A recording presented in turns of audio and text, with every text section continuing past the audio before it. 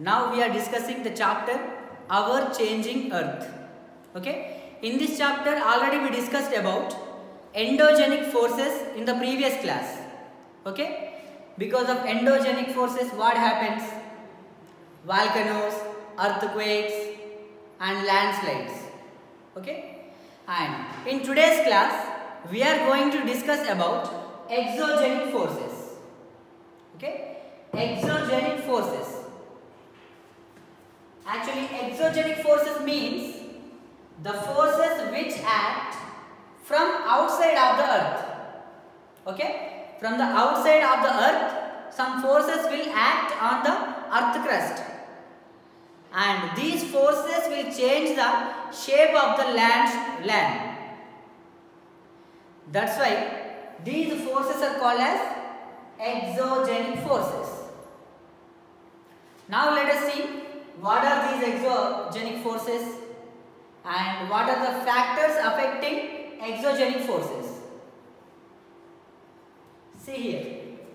Mainly these exogenic forces are classified into three types. Okay. First one is weathering, second one erosion, and third one deposition. These three are the processes which includes in exogenic forces. Okay, because of these three forces, the land structure changes. New type of lands will be created. Now let us see the definitions. Weathering means the process of breaking up of the rock. The process of breaking up of the rock is called as weathering. Okay. Next, erosion. Erosion means the process of separation and moving away from the original rock. See here, the first stage is weathering. For example, this is a rock, okay now, and if this rock breaks, this is called as weathering. Next, if the broken parts separated and moved away from the original rock. Here what happened? The broken rock is got separated and moving away from the original rock. This process is called as erosion. Next, deposition. Deposition means the process of settling of eroded particles in one place. See here, rock broken, separated and moved. Okay now, after some time, after some distance, the movement will be stops and the particles which are separated, they will be settled in one place. Okay, settled in one place. That is called as deposition. Okay, now depositing means keeping in one place. Money deposit.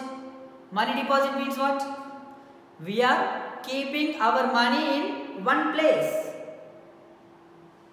So, deposition means settling down in one place after the movement. Example you can see here. In this figure, this is a big rock. And this big rock was broken and these are the broken parts. Okay? These small parts are the broken parts of this original rock. Here the rock broken, that means weathering over. Next, here what happened? Because of rain and wind, these broken parts are moving. These broken parts are moving. This process is called erosion. And after moving, compulsory they will settle at one place. At the bottom, the rocks separated particles will be deposited here. That is called as deposition. Okay? Weathering and movement, erosion finally stops at one place. That is deposition. Okay? Here. Which makes the weathering, erosion and deposition. What are the factors affecting these three processes. See here, agents of weathering, erosion and deposition. That means the factors helping to these three processes are water, wind, ice. Because of these three, weathering is happening, erosion is happening and deposition also happening. Okay, we can say that these three factors changing the land structures, forming new type of landforms. Now let us discuss about each and everything. How the water will change the landform, how the wind will change the landform, how the ice will change the landform. Okay. First of all, water. Okay.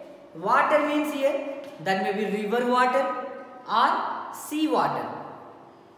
First of all, we are going to discuss about the sea water. Okay. In the seas or oceans, waves will come. Waves will be generated from the seas and oceans. And these waves also changes the land structure. How? Let us see here. For example, this is total one sea. This is a sea. And beside this sea, this is one big rock. Okay, na? One big rock is present near the coast of this sea. Okay. From the sea, waves will come now. From the sea, waves will come and strike this rock. The waves are coming and striking the rock continuously.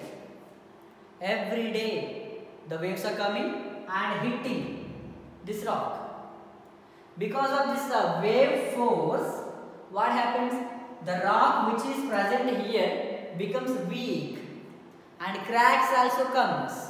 Okay? After cracks, what happens?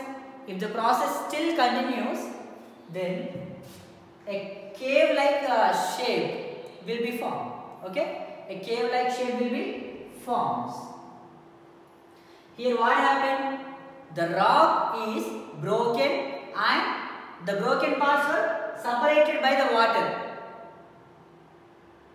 That's why a new kind of structure was formed, that is in the form of cave.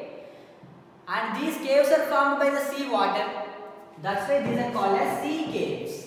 Okay? Sea caves.